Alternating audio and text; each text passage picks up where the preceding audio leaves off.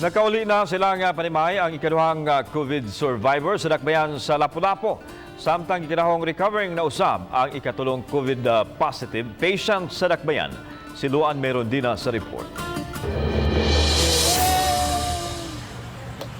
Mainitong gisugat ni Lapu-lapu City Mayor Jonard Ahongchan uban ang mga sakop sa crisis management team sa dakbayan ang 75 anyos nga COVID survivor nga taga Barangay Basak niadtong Sabado sa gabi.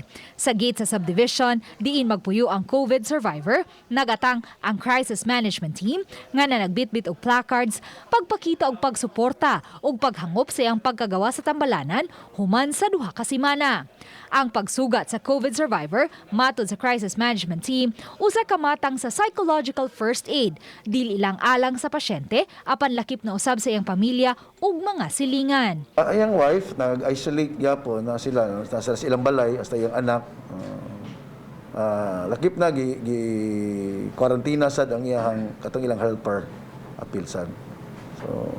So far maayo ra man negative man ang wife o niya kuan man sad ka ng way mga sintomas. Gisuwayan sa RTV Balitang Bisdak, pagkuha ang habig sa ikaduhang COVID survivor. Apan mihangyo ang asawa ni Ini, kinsa usa ka doktor nga hatagan na lang sila og kalinaw ug mibalibad sa interview. Samtang gibutyag usab sa mayor nga recovering na ang 67 anyos nga babay nga ikatulong COVID positive patient sa dakbayan. So far para buyag maayo nakaligo na siya, no? Maayo na ang iyahang appetite sa pagkaon, gani ay communicate